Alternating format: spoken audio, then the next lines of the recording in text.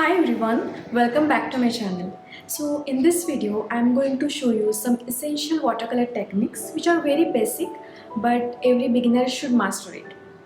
So I'm going to explain one by one each of them and then demonstrate how you can easily practice them on your own. But before that, you will need some tools which are very important to start. So grab those tools and let's begin this journey.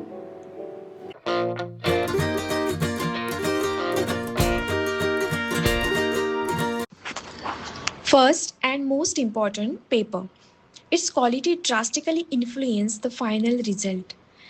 Since watercolor's transparency, good quality artist grade white paper is most suitable. There are two types of paper, handmade and machine made, out of which handmade suits best. There are many subtypes like smooth paper, rough paper, hot pressed, cold pressed, etc. But we are not going into much details for now. Sometimes the paper may go on absorbing water and look like blotting paper, which we obviously don't want. So try to run some tests on the paper like this beforehand. As a summary, take a good quality cold press or hot press paper which does not absorb much water and you are good to go. We have a wide variety of watercolors available in the market. Pick any brand of your choice which are good quality or artist grade. It doesn't have to be very expensive ones as this is just a beginner's tutorial.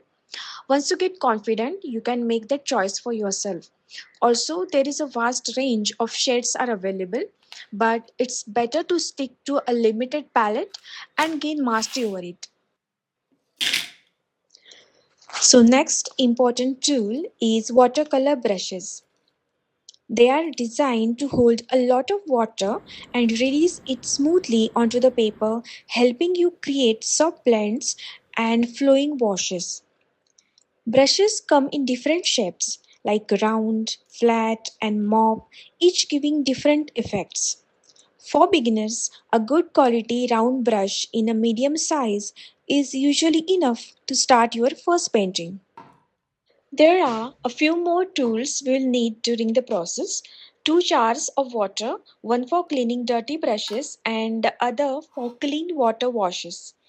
You will also need a pencil and an eraser if you plan to sketch before painting.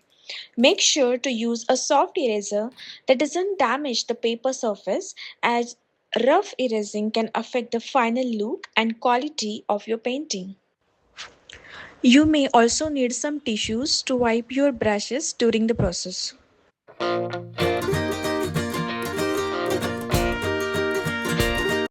Let's begin with washes. First is plain wash. So what is plain wash? It is an even layer of one consistent color spread smoothly across the paper. The goal is to keep the tone uniform without any patches. Take a good quantity of a color on the palette and mix adequate amount of water in it. So here I'm preparing a uniform theme paint.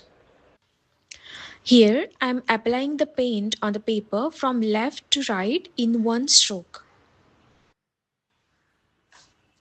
And see how I'm continuing the lower edge of the first wash to maintain its consistency. This wash is perfect to represent plain backgrounds or plain surfaces. Here I will use this wash to represent a beautiful blue sky or a small garden of flowers.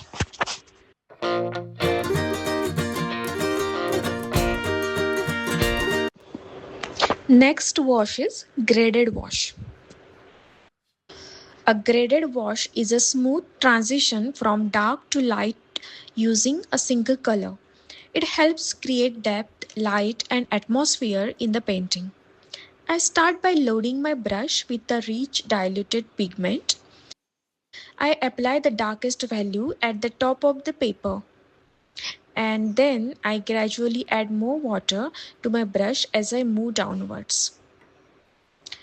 At this point, if you see, I am almost using no color and only spreading water downwards. The water naturally lightens the pigment as it spreads. The key is working quickly while the wash is still wet. So, this technique is perfect for skies, backgrounds, and soft gradients. Let's make something out of this.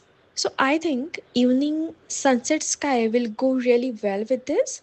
So, let's see. Now, you are free to practice this wash on your own and make some beautiful paintings.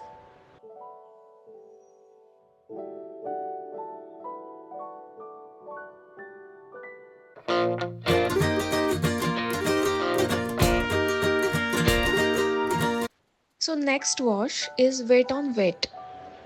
Wet on wet means applying wet paint onto a wet surface.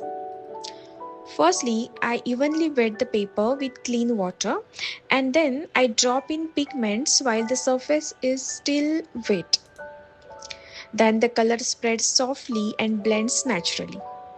This creates beautiful organic edges. More water means softer and more diffused effects. Less water gives slightly controlled blending. I avoid overworking or the surface can become muddy. This technique is ideal for clouds, florals, and dreamy backgrounds.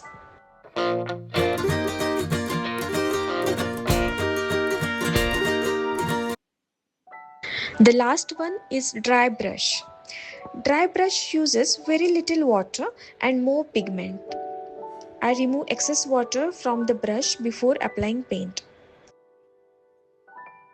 The brush lightly drags across the paper surface.